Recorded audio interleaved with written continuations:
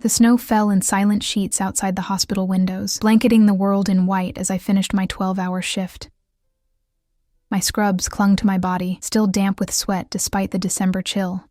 3 cardiac arrests, 1 successful. The weight of the 2 we'd lost hung on my shoulders as I trudged toward the staff locker room. "Emma, you look dead on your feet." Nurse Martinez glanced up from her charting. "Go home before you collapse." I managed a weak smile. "Just need to change and I'm out of here." My fingers trembled slightly as I dialed the combination to my locker. Exhaustion. Just exhaustion, I told myself, ignoring the gnawing hunger that had become my constant companion these past months. The meager hospital salary barely covered rent and student loans, leaving little for luxuries like properly stocked groceries or heating that actually worked. The mirror inside my locker door reflected a stranger, hollow-cheeked, dark circles beneath once bright blue eyes, blonde hair pulled back in a messy bun. 27 and I looked 40. I changed quickly, exchanging scrubs for worn jeans and layers of sweaters. My apartment would be freezing tonight. Outside, the hospital's employee exit spilled into the service area where ambulances occasionally idled. Tonight, the space was occupied by something entirely different. A gleaming black Bentley, its windows tinted to impenetrable darkness, engine purring with quiet power. I almost walked past it, assuming it must be waiting for someone important. No one I knew drove anything more luxurious than a 10-year-old Honda. The rear door swung open as I approached. "Miss Matthews?" The driver's voice cut through the snowfall, deep and formal. He wore a black suit despite the hour and weather, standing rigid beside the open door. Behind him, I caught glimpses of another man, larger, scanning the perimeter with practiced efficiency. I stopped, clutching my bag closer to my body. "I'm sorry. You must be mistaken. Emma Matthews, night shift nurse, cardiac unit." His tone conveyed certainty, not question. A chill that had nothing to do with the snow slithered down my spine. "How do you know my name?" "My employer wishes to speak with you. It concerns your father." "My father." The words hit like a physical blow. Daniel Matthews had disappeared 3 years ago, leaving behind nothing but debts, broken promises, and a daughter struggling to finish nursing school while working double shifts. The police investigation had gone nowhere. Eventually, I'd stopped hoping for answers. "What about him?" I asked, my voice suddenly hoarse. "Please." The driver gestured to the open door. "Mr. Castillo prefers not to keep his matters waiting." Castillo. The name registered faintly, whispers in hospital corridors when certain patients arrived with mysterious gunshot wounds and no questions were asked. Rumors of businesses throughout the city that operated under his protection. A name spoken with equal parts fear and reverence. I should have walked away. Every instinct screamed danger. But 3 years of unanswered questions held me in place. 5 minutes, I said, that's all. The interior of the car enveloped me in warm leather and the subtle scent of expensive cologne. Across from me sat a man who couldn't have been more than 35, though power radiated from him in waves that made age irrelevant. Alexei Castillo defied the image my mind had conjured of an aging crime lord. He was devastatingly handsome. Olive skin, sharp cheekbones, and eyes so dark they appeared black in the dim light. His suit probably cost more than 6 months of my salary, tailored perfectly to broad shoulders. "Miss Matthews." His voice carried the barest hint of an accent I couldn't place. "Thank you for joining me." "You mentioned my father," I said, skipping pleasantries. "Do you know where he is?" Something flickered across Castillo's expression. Amusement, perhaps, or appreciation for my directness. "I know exactly where your father is." He reached for a crystal decanter, pouring amber liquid into 2 glasses. "Drink?" I shook my head. "Just information, please." He set 1 glass aside, sipping from the other. "Your father worked for me. Not directly, of course, several layers of separation, but ultimately, he was handling certain financial matters under my supervision." The car began moving, tires crunching softly on snow. I tensed, looking out the window. I didn't agree to go anywhere, just to drive while we talk. His smile didn't reach his eyes. "The hospital parking lot lacks discretion." "What do you mean, he worked for you?" "My father was an accountant at Peterson Financial." A convenient front. Your father had talents that were wasted on legitimate tax preparation. Castillo studied me with unsettling intensity. 3 years ago, he made a decision that disappointed me greatly. He redirected funds that weren't his to redirect. My throat tightened. Are you saying he stole from you? I'm saying he betrayed my trust. Castillo's voice remained soft, which somehow made his words more threatening. And in my world, Miss Matthews, betrayal has consequences. The implications settled over me like ice. Did you kill him?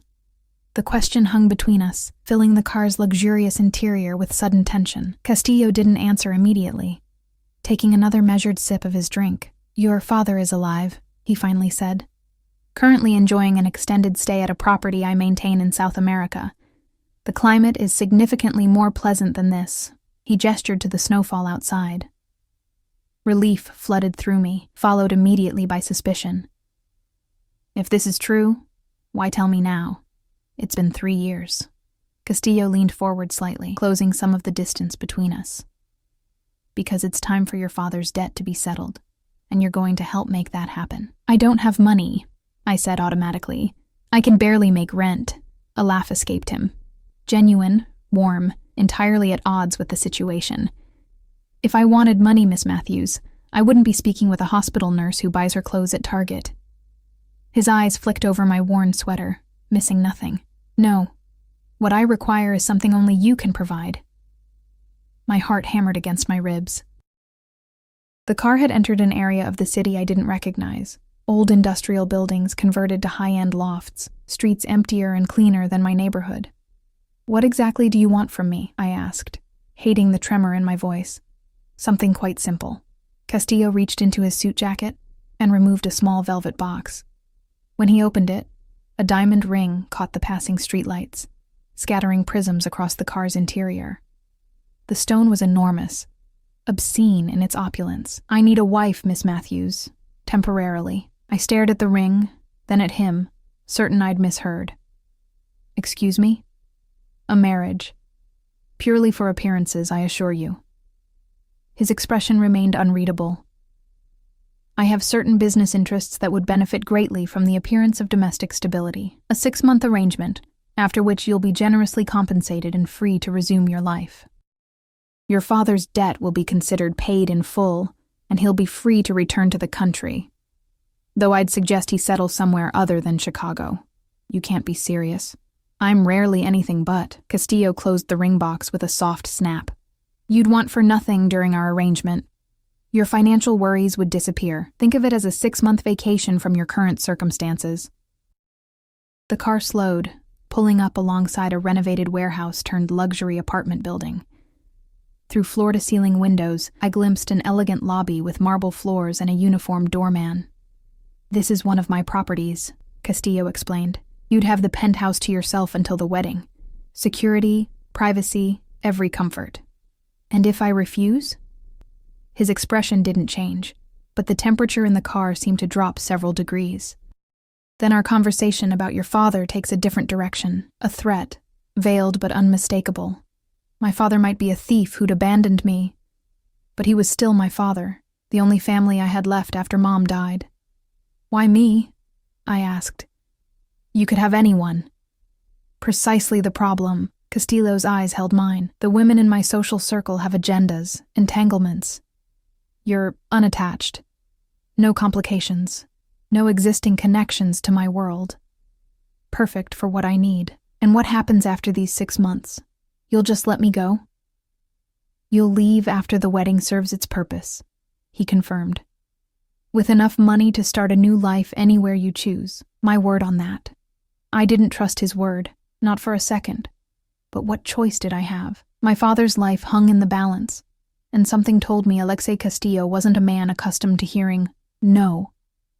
I need to think, I said. Of course. He handed me a business card, simple, black, with only a phone number embossed in silver. You have until tomorrow evening to decide.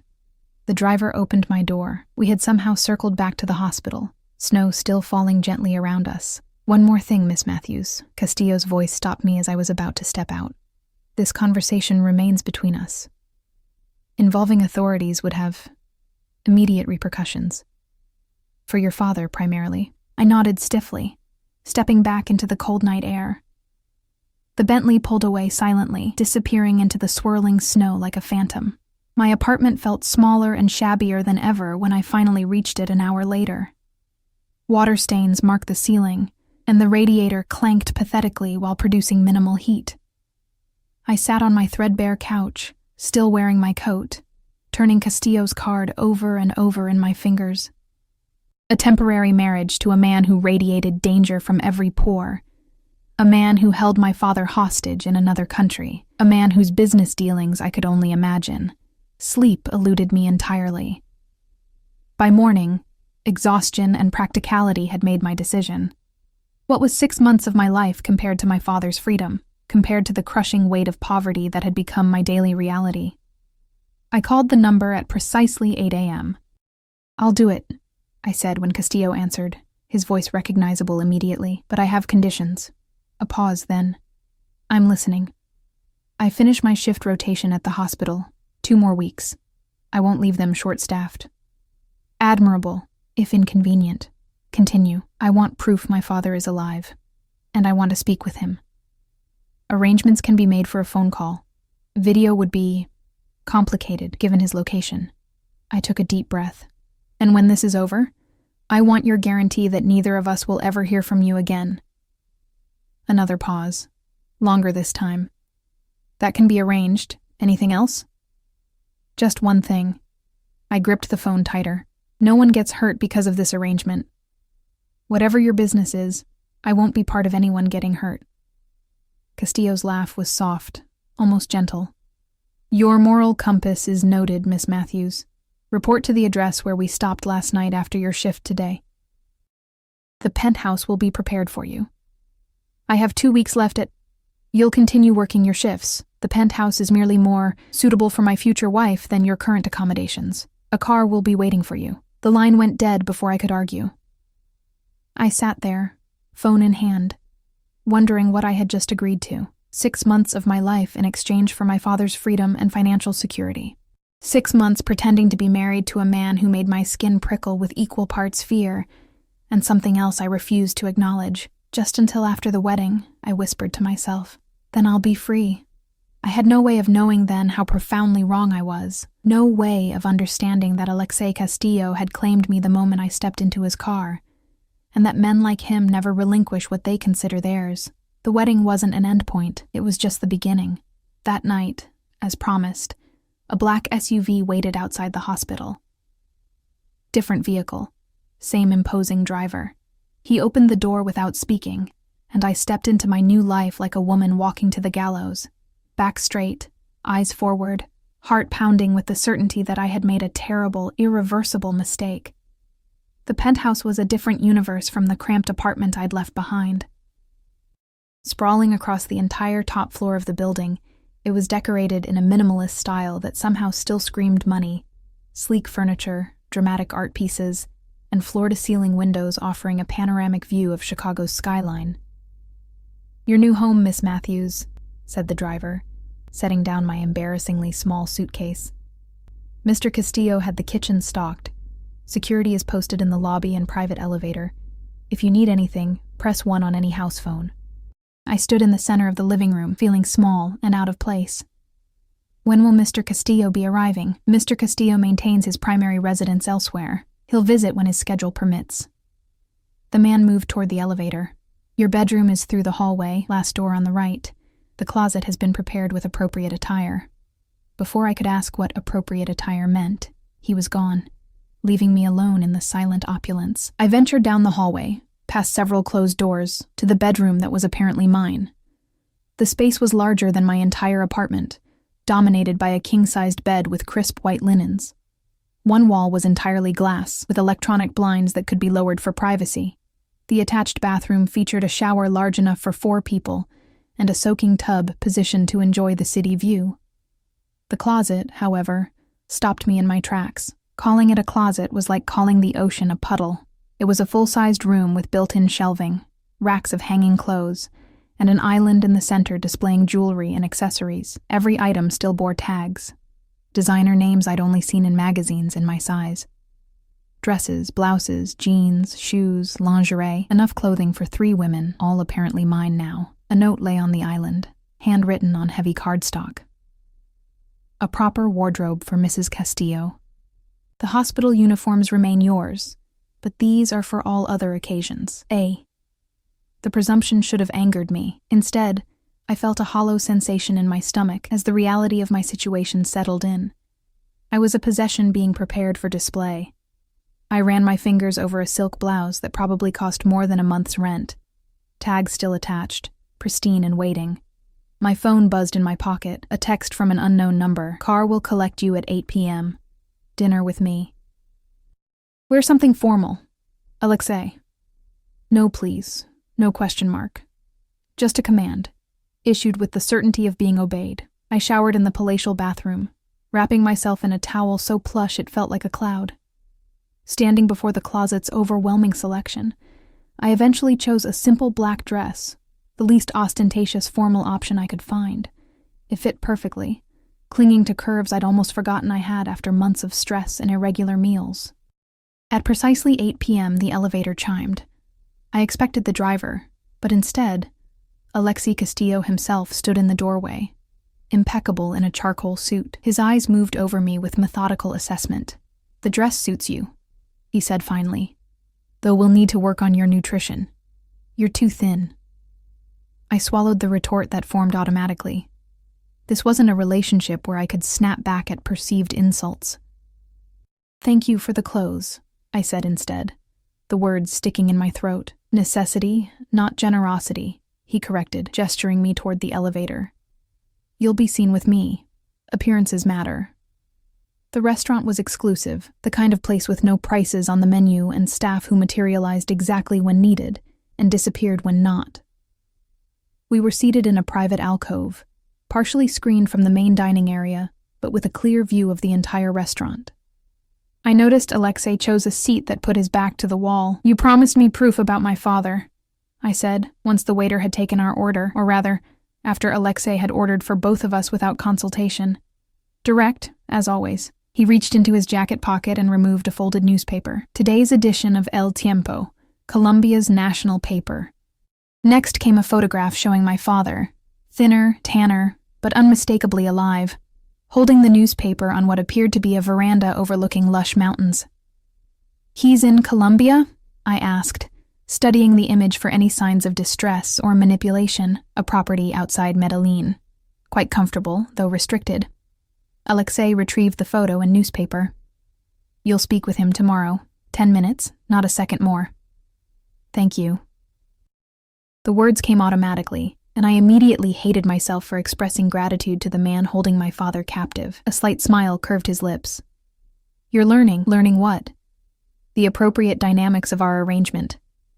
His dark eyes held mine. Tell me about yourself, Emma Matthews. Beyond what my background check revealed. What did your background check reveal? I countered. Everything that exists on paper. Born in Evanston to Daniel and Sarah Matthews. Mother died of breast cancer when you were 16. Accelerated your way through nursing school with excellent grades despite working part-time. Currently specializing in cardiac care with a spotless professional record. No serious relationships in the past 2 years. No criminal history. Struggling financially due to student loans and your father's abandoned debts. He sipped his wine. But paper doesn't capture essence. Our food arrived. Perfectly seared scallops for me. Steak for him. I pushed the food around my plate, appetite diminished by his clinical recitation of my life. There's not much more to tell, I said finally. I work. I sleep. I work again. No hobbies? Passions? Dreams beyond hospital corridors? The question caught me off guard. I'd buried such thoughts so deeply beneath survival needs that they felt like luxuries belonging to someone else. I used to paint, I admitted. Watercolors mostly. Landscapes. Something flickered in his expression. Interest, perhaps. When did you stop? When 3 jobs and nursing school consumed every hour. I took a small bite of scallop, the delicate flavor barely registering. Why the interest in my hobbies? They're hardly relevant to our arrangement. Everything about you is relevant. He cut his steak with precise movements. You'll be living in my world. interacting with my associates. The more I understand you, the better I can predict your behavior. I'm not that complicated. I agreed to your terms. I'll play the part. Playing a part requires understanding the script, which brings me to our immediate future. He set down his knife and fork. The wedding takes place in 3 weeks. Small ceremony, selected guests only. Before that, we have the engagement party to attend. People need to believe this union is genuine. 3 weeks? I nearly choked on my wine. That's necessary, he interrupted. The timing is not negotiable. You haven't even told me why you need this marriage in the first place. Alexei studied me for a long moment before answering. I'm acquiring new business interests. The current owners are traditionally minded. They value family stability, continuity. A bachelor with my reputation presents certain concerns, and a hastily married bachelor doesn't. Romance makes people blind to timing. We met 6 months ago. A whirlwind courtship. Love at first sight.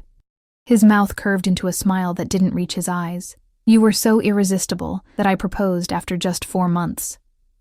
No one will believe that. You underestimate both my reputation and human nature. People believe what they wish to believe, especially when the alternative conflicts with their interests. He reached across the table, taking my left hand in his. His skin was warm, the touch startling despite its gentleness. Which reminds me, from his pocket, he produced the same velvet box from our first meeting. This time, he opened it and removed the massive diamond ring before I could protest. With deliberate movements, he slid it onto my finger. The weight of it was immediately noticeable, foreign and heavy. There, now it's official.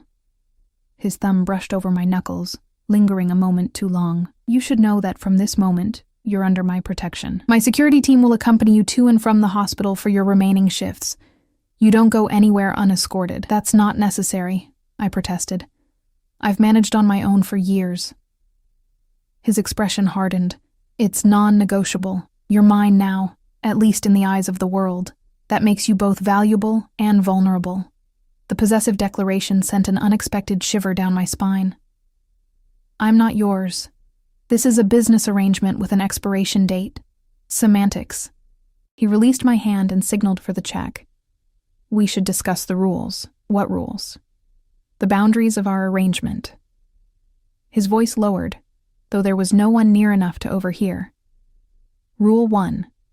Absolute discretion. Nothing about the true nature of our relationship leaves your lips, not to anyone. Rule 2. You follow my security protocols without question. Rule 3. In public, we are convincingly enamored. No one can suspect this is anything but a love match.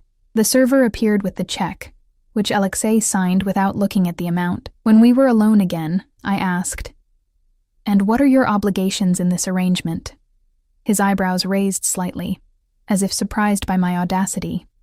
I keep your father alive and eventually free him. I provide for your every material need. I protect you from the less savory elements of my world. He stood, extending his hand to help me up. And I return your freedom after 6 months, as agreed. In the car returning to the penthouse, Alexei sat closer than necessary, his thigh occasionally brushing mine as the vehicle navigated Chicago's streets. I pressed myself against the door, creating distance. You should know, he said, breaking the silence, that I've arranged for you to take a leave of absence from the hospital after your final shift. Medical reasons. Fully paid. Your position will remain secure. You had no right. I had every right. His tone brooked no argument. Once we're married, your continued employment would raise questions.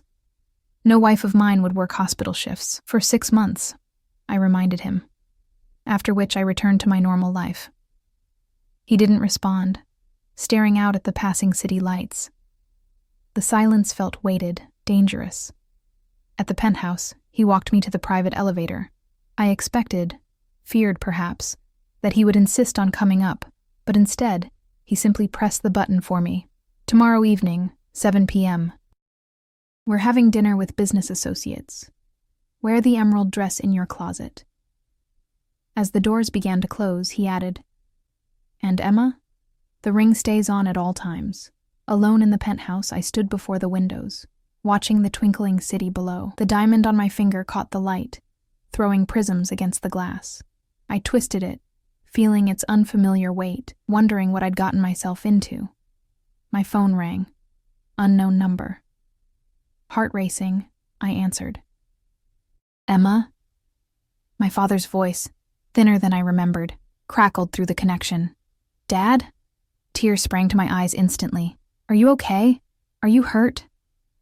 I'm fine, sweetheart. They're treating me well enough. He sounded tired, resigned. Emma, listen to me. Whatever Castillo asked you to do, don't do it. Just walk away. It's too late, Dad. I twisted the ring on my finger. I've already agreed.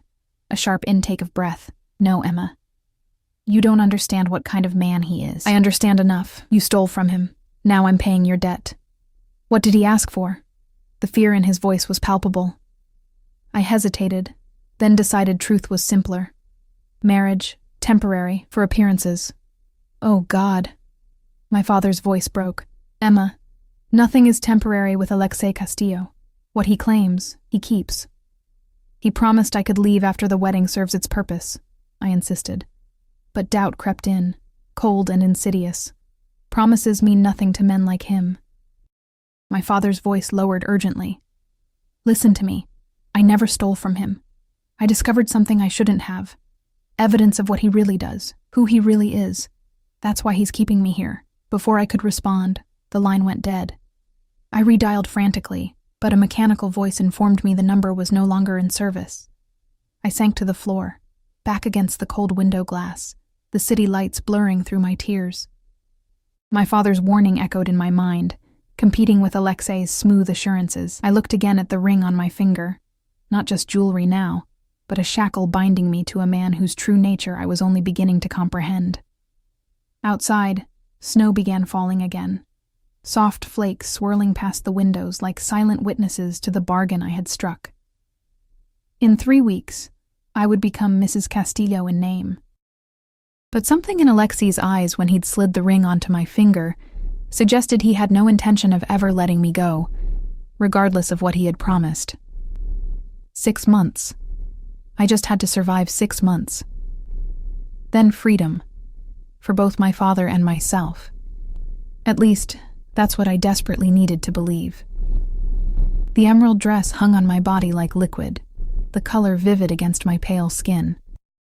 3 weeks had passed in a whirlwind of carefully orchestrated appearances, each designed to establish our fictional romance as truth. Tonight was the engagement party, the final public performance before the wedding itself. I barely recognized myself in the mirror. Regular meals in the penthouse had filled out the hollows in my cheeks. The constant presence of Alexei's personal stylist had transformed my previously neglected hair into a glossy curtain that fell past my shoulders. The woman staring back at me looked polished, expensive, and completely foreign. Perfect, came Alexei's voice from the doorway. He leaned against the frame, watching me with that intensity that still made my skin prickle after weeks in his company. You look like you were born for this life.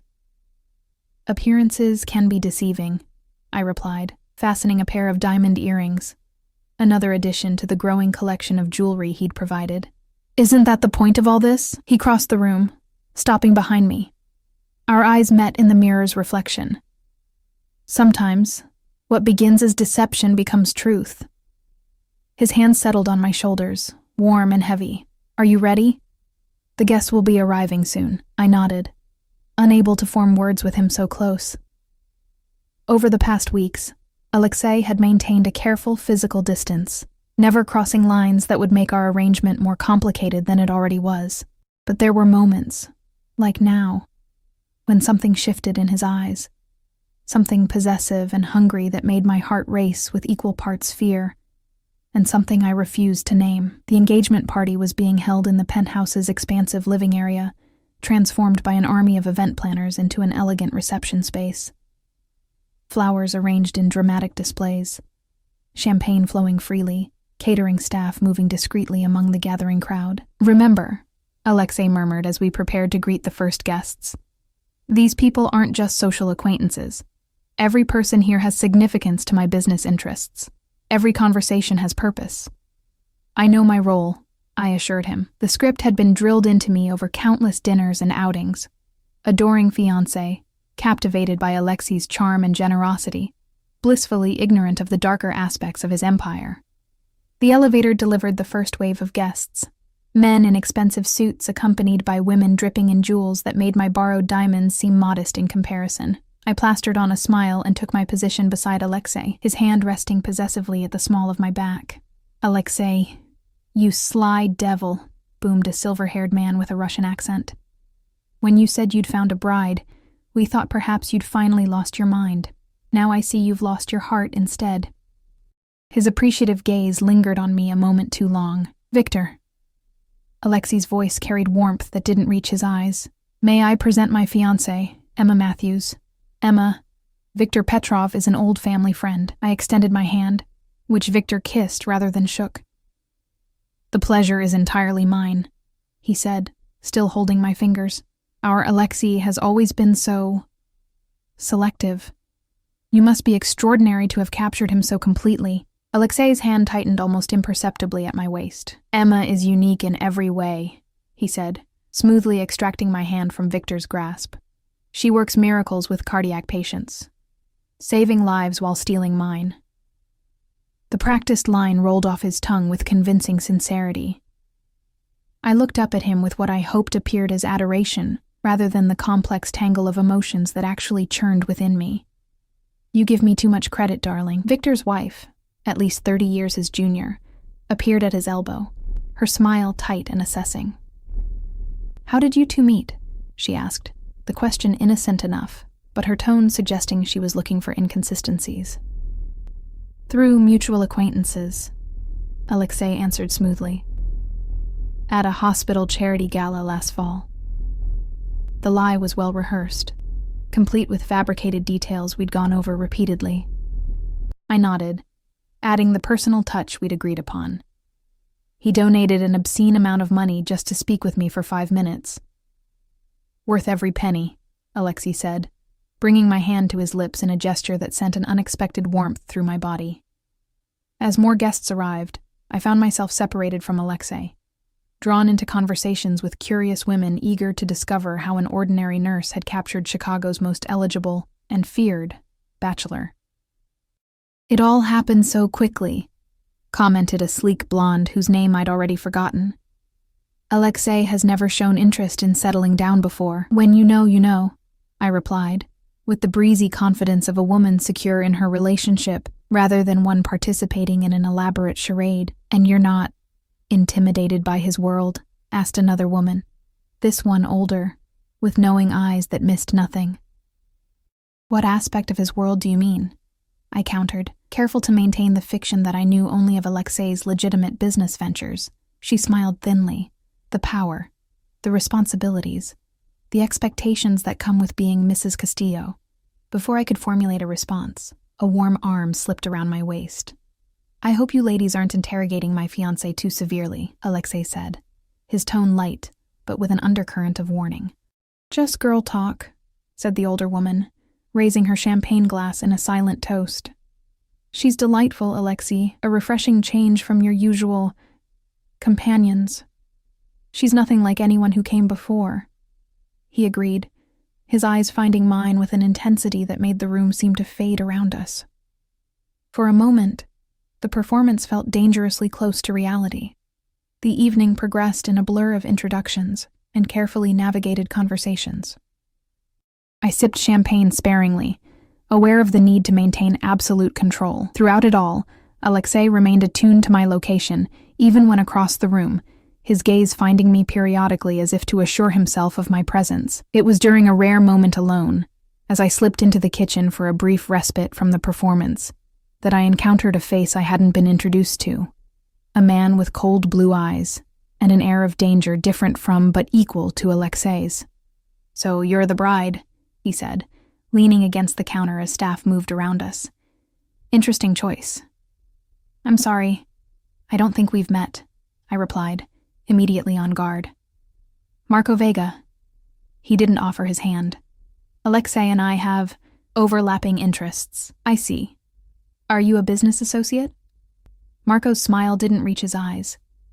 "Sometimes competitor, sometimes collaborator, always watching." His gaze traveled over me with clinical assessment. "You're not what I expected." What did you expect? Someone more aware of what she's walking into. He stepped closer, lowering his voice. Alexei doesn't do temporary, sweetheart. Whatever he told you about this arrangement, I guarantee there's more to it. My heart stuttered. I don't know what you're talking about. No? Marco's eyes narrowed. Your father's situation in Colombia is precarious.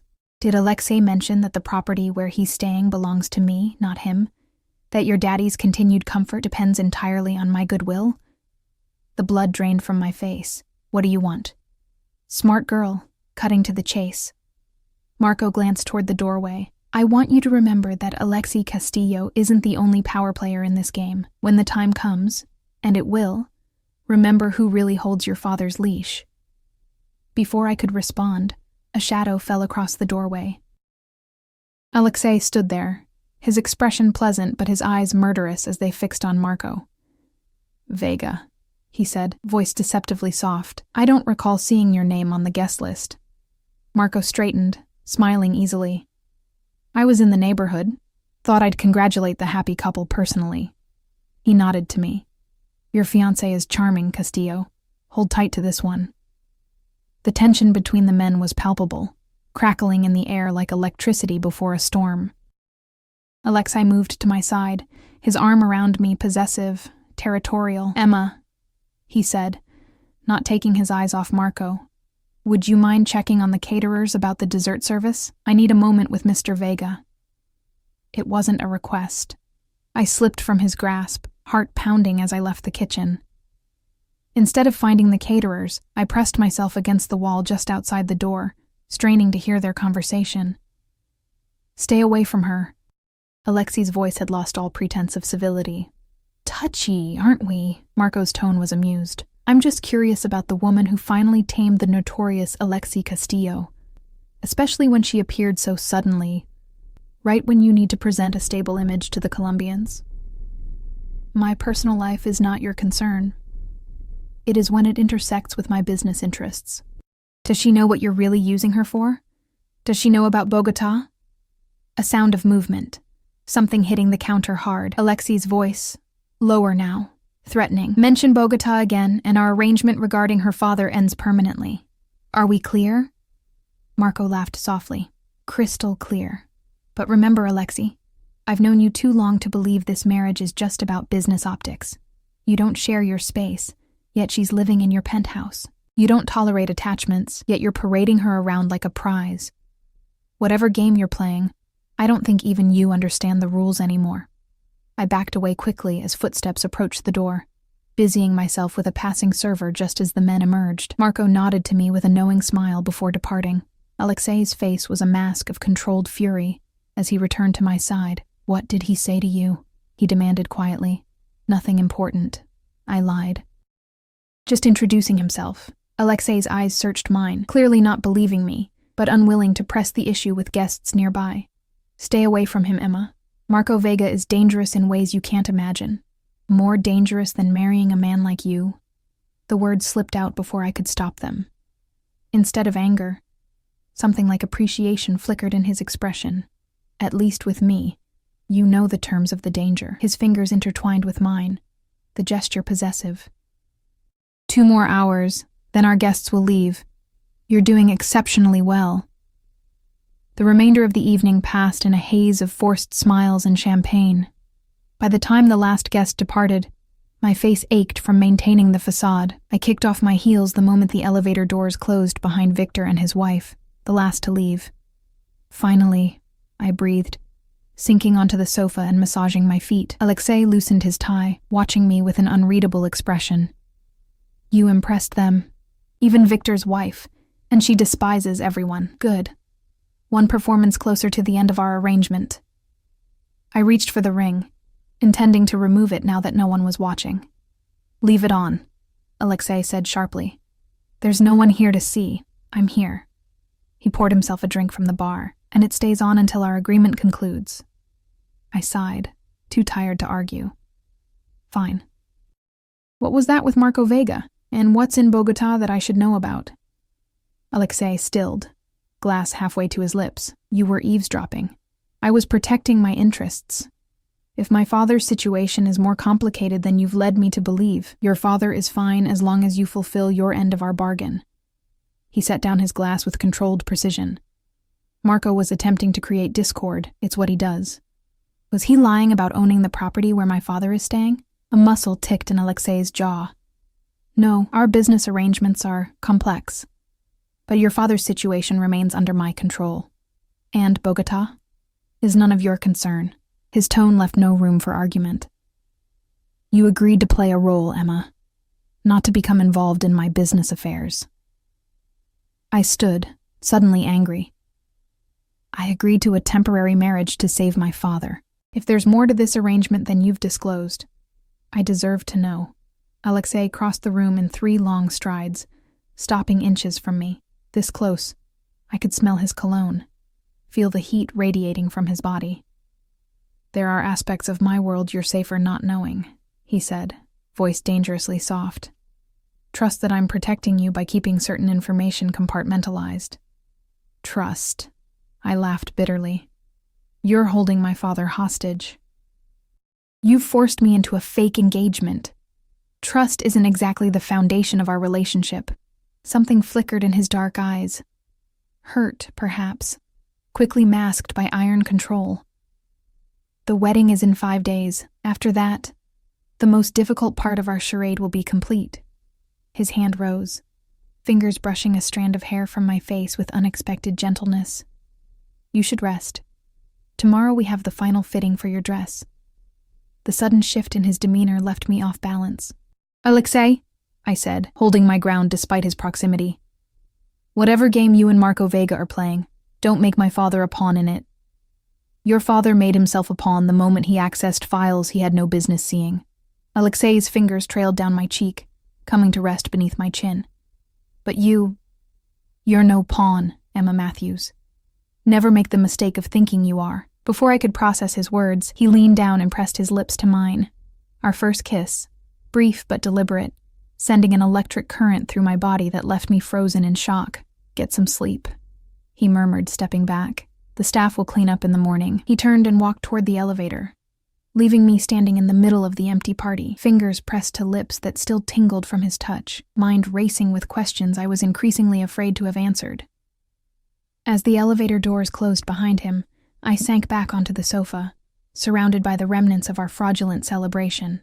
5 days until the wedding, 5 days until I officially became Mrs. Castillo. And despite all evidence suggesting I should run as far and fast as possible, some traitorous part of me wondered what it would be like if this weren't all an elaborate performance.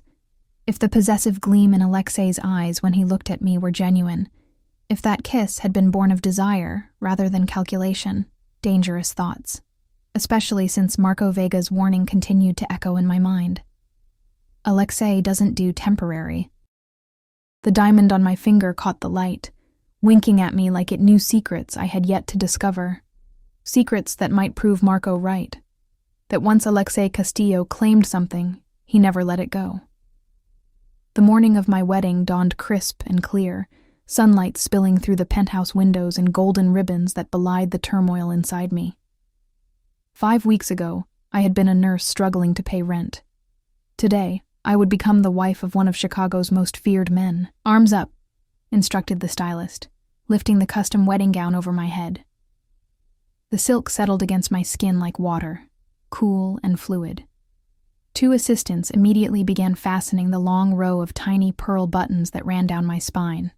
I hadn't seen Alexei in 2 days. A traditional separation before the wedding, he'd explained, though I suspected it had more to do with business than tradition. The last time we'd spoken had been during the rehearsal dinner, where he'd played the role of besotted groom with such conviction that even I had moments of forgetting it was all performance. "You look stunning," said Sophia, Alexei's personal assistant who had been assigned to oversee my preparation. Her usual crisp efficiency was tempered by genuine admiration as she circled me. "Mr. Castillo will be breathless." I doubted anything could render Alexei Castillo breathless, but I kept the thought to myself. "What time is it?" I asked instead. "Nearly 11. The ceremony begins at 1, Sophia checked her phone. "The car arrives in 40 minutes. Hair and makeup are almost complete. Then we'll add the veil and jewelry." The wedding was taking place at a private estate outside the city, exclusive, heavily secured, and far from prying eyes or uninvited guests. Only 60 people would witness the ceremony, each carefully vetted and significant to Alexei's business interests. As the makeup artist applied the finishing touches, I studied my reflection. The woman in the mirror was a stranger, ethereal in ivory silk that hugged her curves before flaring gracefully at the knees, hair swept into an elegant updo with loose tendrils framing her face. Diamond drops hung from her ears, matching the massive engagement ring and the delicate bracelet at her wrist. She looked like she belonged in Alexei's world of wealth and power. "One final touch," Sophia said, producing a velvet box. Inside lay a necklace of diamonds and sapphires that caught the light in blue fire. "Mr. Castillo sent this for you, a wedding gift." The piece was exquisite, vintage by the look of the setting, and worth more than I would have earned in 10 years at the hospital. Sophia fastened it around my neck, the weight of it substantial against my collarbone. "There was a note," she added, handing me a small envelope. Inside, written in Alexei's bold handwriting, something borrowed from my mother's collection. "Something blue to match the fire in your eyes when you defy me, A." My fingers trembled slightly as I refolded the note. The gift was too personal, too thoughtful for our arrangement. Like the kiss after the engagement party, it blurred lines that needed to remain clear. The ride to the estate passed in silence, the privacy screen up between me and the driver. Sophia had gone ahead to ensure everything was prepared. I watched the city give way to countryside, mentally rehearsing the vows I would recite. Words of love and devotion that were elaborate lies. The estate was a sprawling mansion set amid manicured grounds, now transformed with white flowers and ribbons into a fairy tale wedding venue. Security personnel in suits that barely concealed their weapons patrolled discreetly. As my car pulled into the circular drive, I spotted several men I recognized as part of Alexei's inner circle, stationed at strategic points around the property. Sophia met me at the entrance, ushering me through a side door to avoid early glimpses from arriving guests. "Everything is perfect," she assured me, leading me to a luxurious suite that had been converted into a bridal preparation room. "Mr. Castillo has arrived and is greeting select guests. The ceremony area is ready." My stomach knotted with nervous energy. "Sophia, I need a moment alone."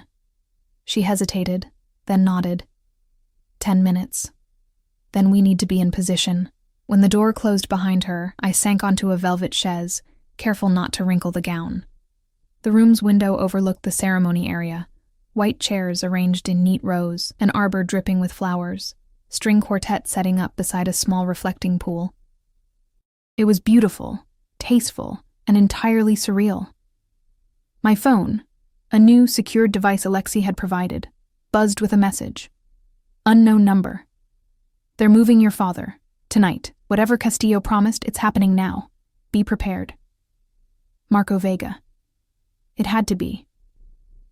I tried calling the number back, but it had already been disconnected.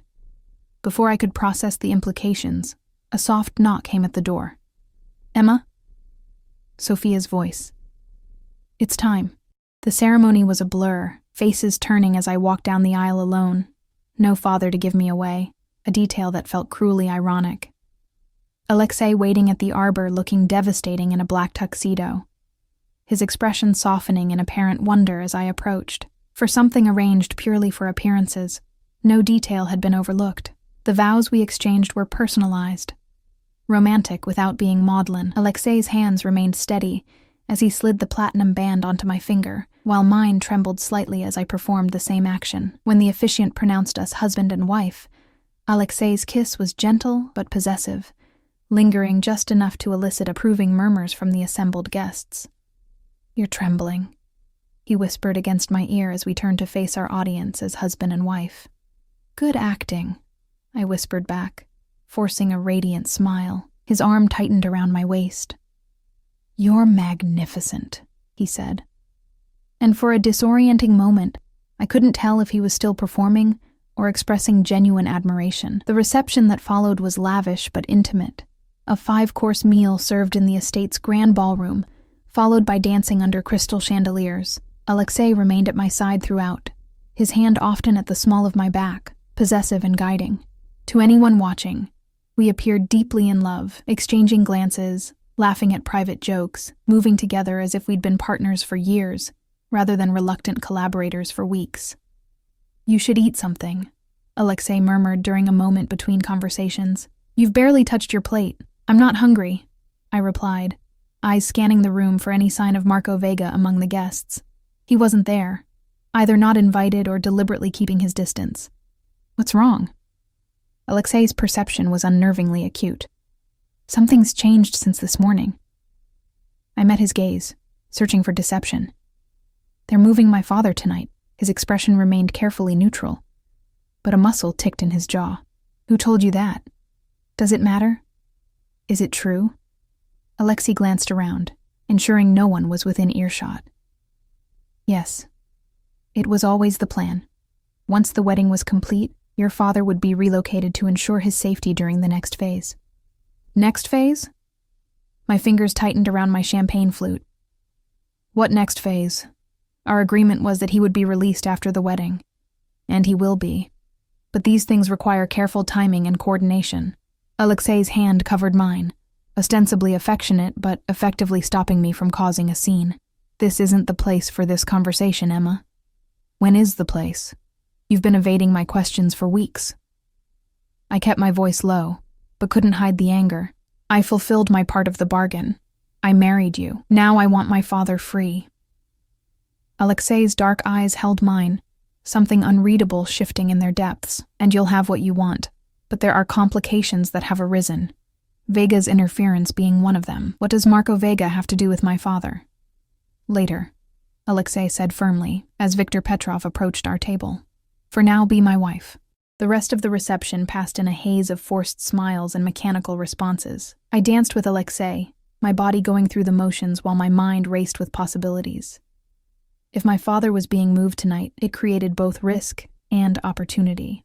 Whatever Alexei's next phase entailed, I needed to ensure my father's safety before things became even more complicated. As the evening progressed, I noticed Alexei engaged in what appeared to be tense conversations with several men I didn't recognize. Conversations that took place in corners, behind pleasant smiles that didn't reach their eyes. Business, conducted between champagne toasts at his own wedding. It was after midnight when we finally bid farewell to the last guests. The staff had begun dismantling decorations, and the security team was conducting final sweeps of the property. Alexei's hand remained possessively at my waist as we climbed the grand staircase to the suite where we would supposedly spend our wedding night. "Your things have been moved to the master bedroom," he said as he unlocked the door. "We'll stay here tonight, then fly to the Cayman Islands in the morning for a brief honeymoon." "Honeymoon?" I stepped away from him once the door closed behind us. "That wasn't part of our agreement. Appearances, Emma. Newlyweds take honeymoons." He removed his tie with efficient movements. "It's only for 3 days. Then we return to Chicago and settle into married life." I stared at him, finally giving voice to the question that had been building for weeks. "What happens after the 6 months, Alexei? Really?" He paused, studying me with those unfathomable dark eyes. "You're free to go, as agreed. Your father will be established with a new identity in a location of his choosing, with sufficient funds to start over. You'll receive the compensation promised. And divorce? When the time is right." He resumed undressing, removing his jacket and cufflinks with methodical precision. "For now, we have more pressing concerns. Your father is indeed being moved tonight.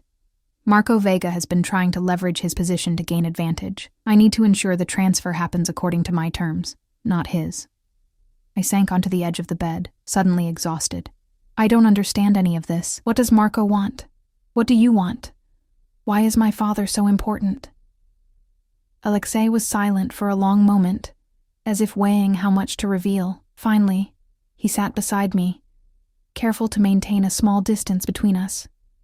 "Your father discovered evidence of money laundering through seemingly legitimate businesses, operations that implicated not only me but several international partners, including Marco Vega.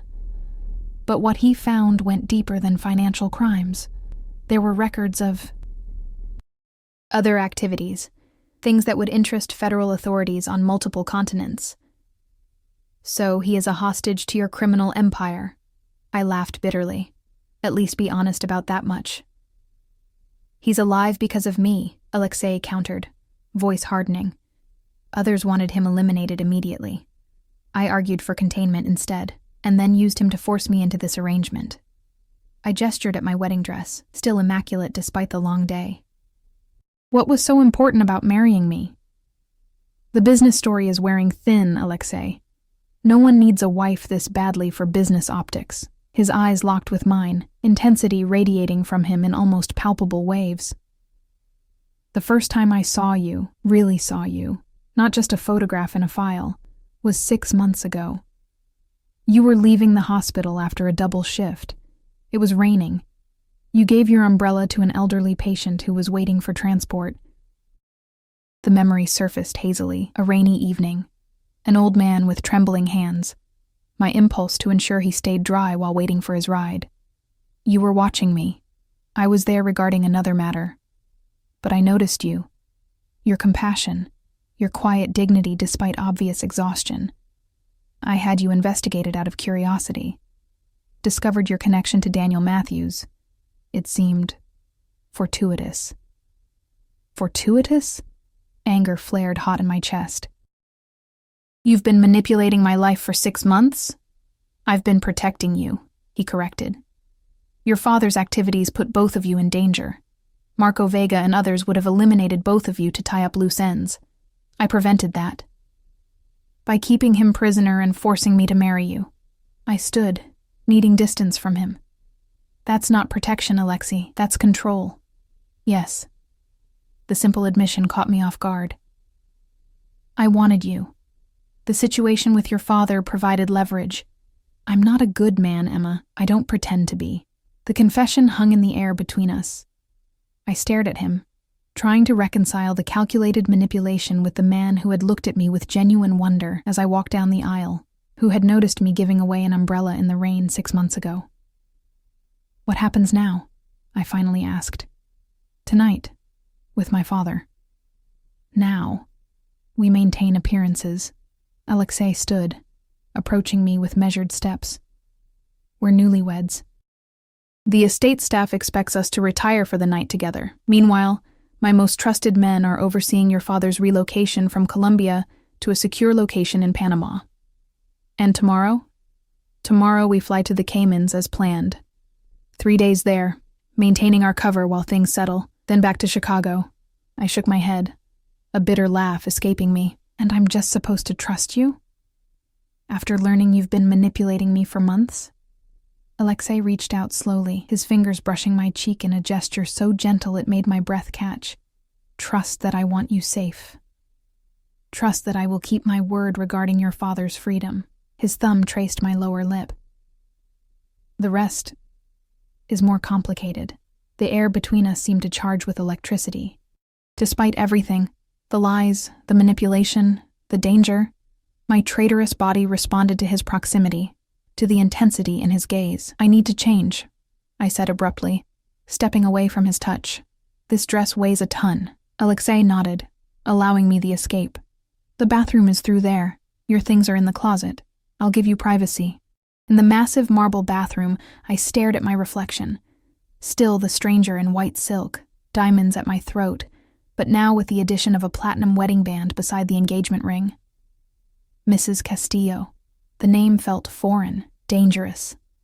As I carefully removed the gown, I couldn't escape the reality of my situation. Whatever freedom I thought I'd negotiated had been illusion. Alexei had been orchestrating events long before he approached me outside the hospital. And despite his promise about the 6-month time frame, I was beginning to understand what my father and Marco Vega had both warned me about. Alexei Castillo didn't do temporary.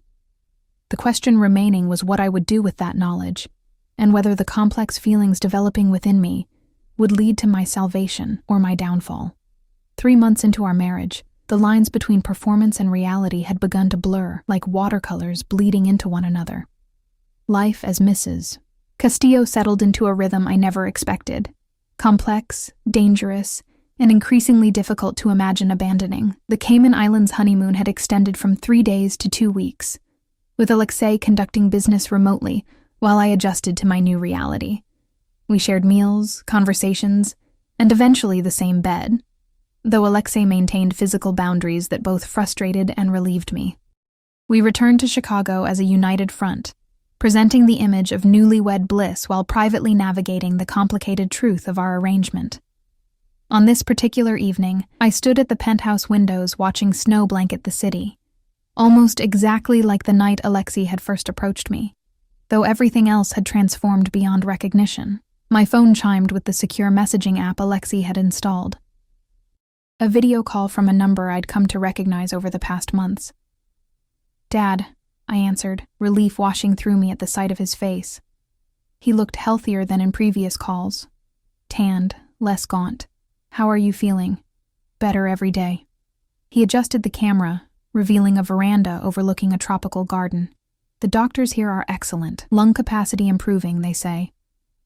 The pneumonia had been unexpected, a complication during his transfer from Colombia to Panama. For 3 terrifying weeks, I'd received only sporadic updates on his condition as he fought for his life in a private medical facility. It was during that time that something fundamental had shifted between Alexei and me. "Emma." My father's voice drew me back to the present. "Have you thought about what I said, about leaving while you still can?"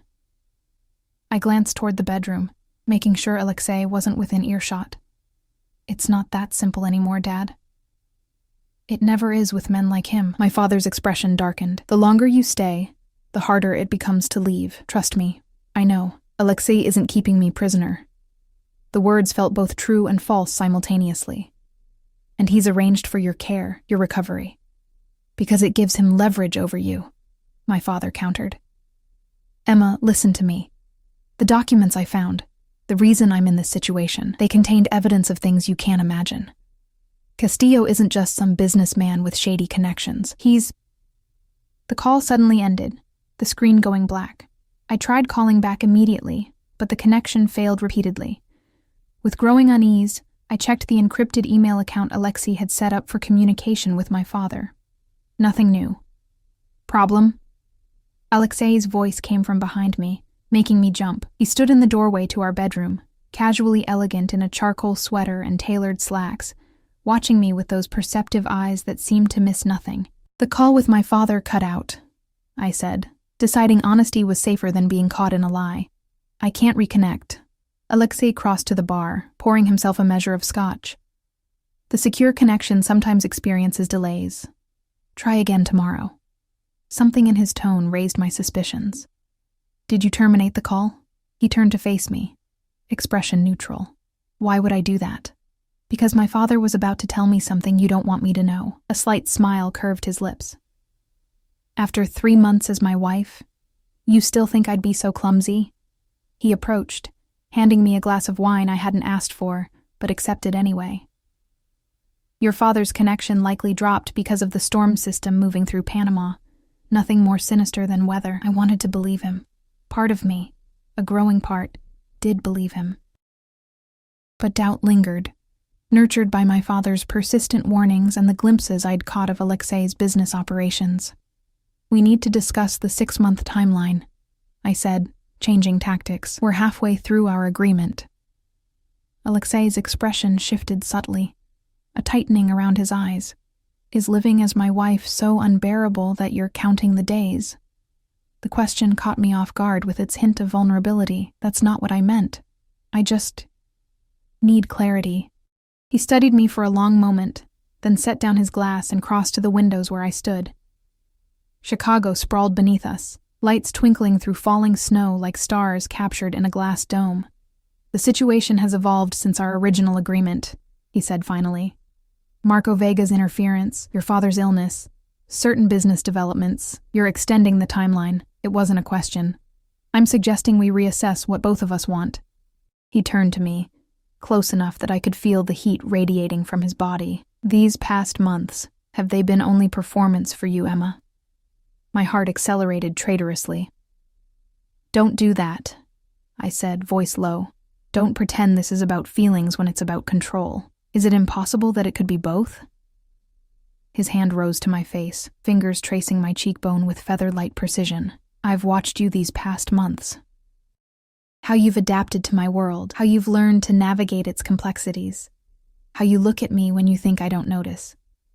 I stepped back, needing distance from his intoxicating proximity. Stockholm Syndrome isn't the same as genuine emotion, Alexei. Something like hurt flashed in his eyes before his expression hardened. Then perhaps we should clarify the terms of our continued arrangement. He moved toward his office. Come. There's something you should see. I followed him into the sleek space where he conducted business from home, watchful of the sudden shift in his demeanor. Alexei unlocked a hidden safe behind an abstract painting, removing a laptop I'd never seen before. After entering several passwords, he turned the screen toward me. These are the documents your father accessed, he explained, voice clinically detached. Financial records primarily. Routing of funds through shell corporations across 12 countries. Evidence of tax evasion, certainly, but nothing that justifies his continued insistence about my supposedly monstrous nature. I scanned the spreadsheets and banking information, recognizing my father's organizational style in certain details. This is what he stole from you? Not exactly. He copied these, yes, but what concerned me was his access to other files. Alexei typed another password, opening a folder containing photographs. These. The images showed Alexei with various individuals. Some I recognized from news reports as political figures, others unfamiliar but clearly wealthy and powerful. Nothing overtly criminal, but the context suggested meetings that weren't meant to be documented. Compromising, but hardly worth kidnapping over, I observed. Keep scrolling. Further down were more disturbing images. Marco Vega, with individuals who appeared unconscious or injured. Documentation of what looked like human trafficking operations. Evidence of violence I could barely process. These aren't my operations, Alexei said quietly as I stared in horror. They're Vega's. Your father stumbled onto evidence that Vega had been conducting these activities while using my legitimate business infrastructure as cover, without my knowledge or consent. I looked up from the screen. You expect me to believe you didn't know? I knew he operated in gray areas. I didn't know the extent. Alexei's expression was grim. When your father discovered these connections, Vega wanted him eliminated immediately. I intervened, both to protect your father and to gain leverage against Vega while I dismantled his operations within my territory. So my father wasn't stealing from you. He was gathering evidence against Marco Vega. Yes and no. He was stealing financial data from me, which is how he accidentally discovered Vega's operations. His motives weren't entirely pure. He intended to blackmail me with the tax information. Instead, he stumbled into something far more dangerous. The revelation shifted my understanding of everything that had happened. And our marriage? How does that fit into this? Alexei closed the laptop, securing it before returning it to the safe. Initially, as I told you, business appearances, stability. The Colombians wouldn't partner with someone they perceived as unstable or untrustworthy. He paused, seeming to weigh his next words carefully. But I could have managed that other ways. The truth is, I wanted you. From that first night in the rain, the situation with your father provided opportunity. That's manipulation, not romance, I said. Though without the heat, I'd have felt weeks earlier. I never claimed to court you ethically. A ghost of a smile touched his lips. I've built an empire through strategic calculation. I applied the same approach to acquiring you. I'm not an acquisition, Alexei. No, he agreed, moving closer. You've become much more than that, which complicates our original arrangement considerably. My pulse quickened as he approached. Over the past months, we'd maintained a careful distance, sharing a bed, but never crossing the line to intimacy, building a relationship based on complex interdependence rather than physical connection. But the air between us had grown increasingly charged, desire building like pressure before a storm. What do you want from me now? I asked, voice barely above a whisper. Everything, he answered simply. Not for 6 months, not as performance. Everything, Emma. Permanently. Before I could respond, his phone rang, the specific tone that indicated his security team. Alexei answered immediately, his expression darkening as he listened. When? He demanded. How many? Lock down the building and bring the car around. We leave in 5 minutes. He ended the call, already moving toward the bedroom. Pack a bag. Essentials only. We need to go. Now. What's happening? Alarm shot through me at his sudden urgency. Vega's men have been spotted in the building. Alexei pulled a go-bag from the closet, checking its contents. He's making his move. What move? Against what? Against me. Against us.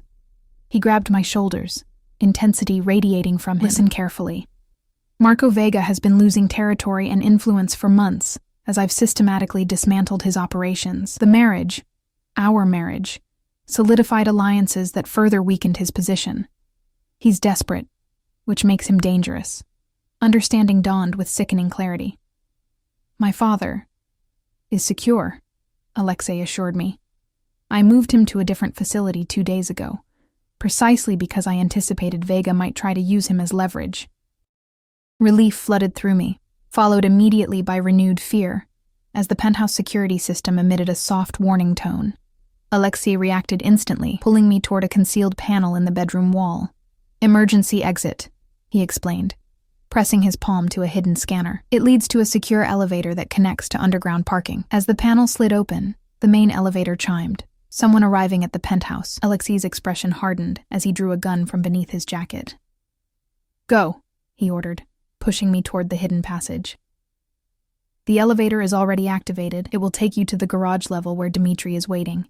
He'll get you to the safe house. I'm not leaving you, I protested. This isn't a debate, Emma. His voice was steel, but his eyes held something I'd never seen before. Fear, not for himself, but for me. Vega won't kill me immediately. He needs information, but he will use you to break me. The main door of the penthouse crashed open, voices and footsteps suddenly filling the space. Alexei pushed me through the hidden doorway, then hesitated. Remember what I said, he murmured, pressing a hard, desperate kiss to my lips. Everything, Emma. That's what I want.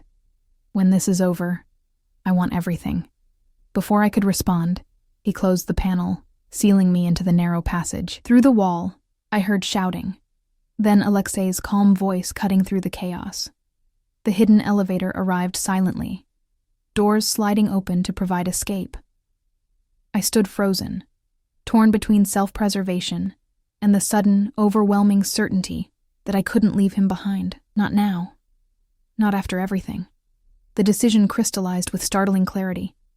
I wasn't the same woman who had entered Alexei's car that snowy night, desperate and afraid. His world had changed me, hardened me in some ways, awakened me in others. Instead of entering the elevator, I pressed my ear to the wall, straining to hear what was happening in the penthouse. Vega's voice carried through faintly, smug and threatening. Alexei's responses were too low to distinguish, but the tension was palpable even through the barrier. I examined the passage, noticing a service panel near the floor, likely access to electrical or security systems. Kneeling, I pried it open, revealing a tangle of wires and a small control pad. My months living with Alexei hadn't been spent in idle luxury. I'd paid attention, learned the systems and protocols that protected his world. Now that knowledge might save his life. With careful precision, I accessed the security override, triggering the emergency protocols without activating the alarms. Throughout the building, security feeds would switch to backup servers, alerting Alexei's external team without warning those inside. It would take time for them to assemble. Time I needed to buy. The panel revealed another feature, a small monitor showing security camera feeds from the penthouse. I could see Alexei, seemingly relaxed despite being surrounded by 4 armed men, with Marco Vega pacing before him like a predator. "Where is she?" Vega demanded, voice now clear through the monitor's audio. "Where's your pretty nurse?" "Safe," Alexei replied simply. "Beyond your reach." Vega laughed. "Nothing is beyond my reach, certainly not your wife. Did she enjoy the conversations with her father? The ones where I fed him information designed to turn her against you, piece by piece?" My blood ran cold at the revelation. The calls with my father, his escalating warnings, the specific accusations, had been manipulated by Vega. How much of what my father had told me was genuine concern, and how much was Vega's orchestration? "It doesn't matter," Alexei said, seemingly unaffected. "Emma makes her own decisions. And she'll decide to save her father's life, I'm certain. Vega held up his phone. One call, and the medical staff treating him will receive new orders. Unless you give me the access codes to the Colombian accounts. You're assuming her father is still where you left him, Alexei replied, a hint of satisfaction in his tone. A foolish assumption. Vega's expression contorted with rage. He nodded to one of his men, who struck Alexei across the face with his gun. Blood spilled from a cut above his eye, but Alexei remained composed, almost bored. You've made a critical error, Marco, he said, wiping blood from his face with his sleeve. You've entered my home and threatened my wife. There's no scenario where you leave here alive. As if on cue, the lights in the penthouse flickered, the result of my security override triggering the backup systems. Vega's men looked around nervously, but Vega himself remained focused on Alexei. Parlor tricks won't save you, Castillo. Your empire ends tonight. Everything you've built becomes mine, including your wife, if she's foolish enough to return. The monitor showed one of Vega's men approaching, with what appeared to be tools of torture. My heart pounded as I realized I was out of time. The emergency protocol would bring Alexei's team, but not quickly enough, making a decision that would forever alter the course of my life. I opened a small compartment beside the elevator controls, revealing a secondary security panel.